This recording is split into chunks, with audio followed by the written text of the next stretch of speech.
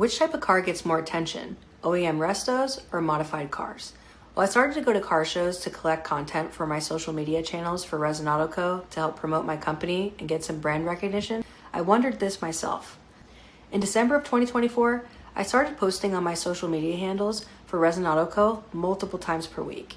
Here is my original schedule: Modification Monday, Real to Resin Tuesday, Work in Progress Wednesday, Real to Resin Thursday, and Car Show Saturday. The Modification Monday posts featured a heavily modified car. The Car Show Saturday post featured car show highlights with both OEM restos and heavily modified cars. After a couple of months, it became very clear that people love to see modified versus OEM.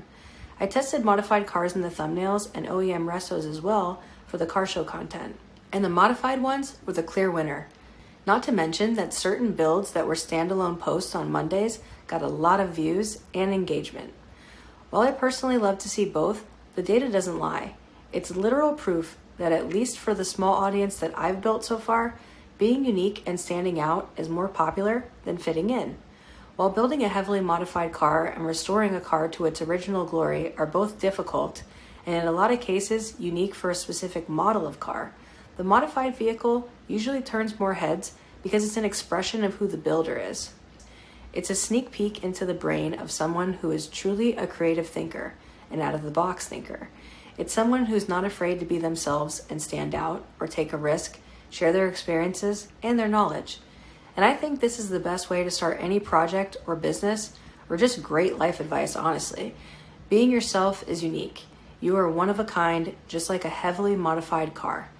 So if being unique stands out the most, according to my super nerdy social media data, then the next challenge was to figure out if I wanted to restore my Del Sol back to its former OEM glory, or do I add my own personal style to it? And to be honest, it's not an easy decision for a few reasons. One, the Del Sol is not a super common car anymore, and Honda only shipped about 75,000 of them to the United States during its production run from 1993 until 1997. So it's a toughie because on one hand, seeing them out in the wild or at a car show fully restored is a true blast from the past. However, I purchased this car in order to stand out due to its rarity, and Hondas are just really fun to modify. So shortly after acquiring the Del Slow, as I like to call it, I purchased this, the Duraflex Type M body kit.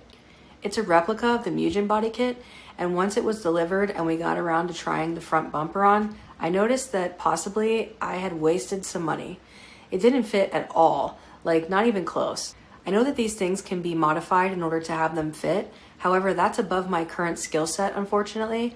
Maybe one day I'll work on it and get it to fit, but for now, I just need this car to be ready to take to a show.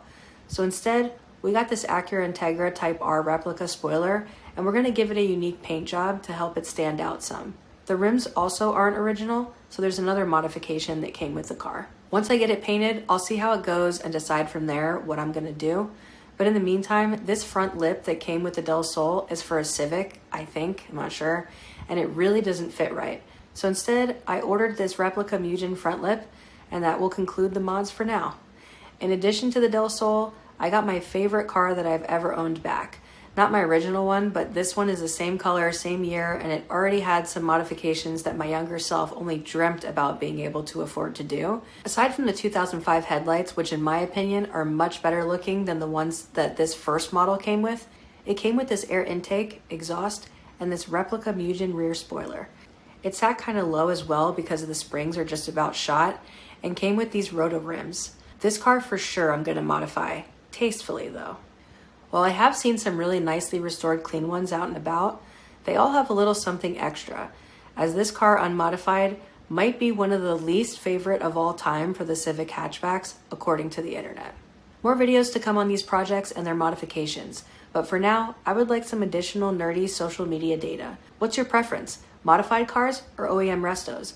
Let me know in the comments. Thanks for watching, and I'll see you in the next one.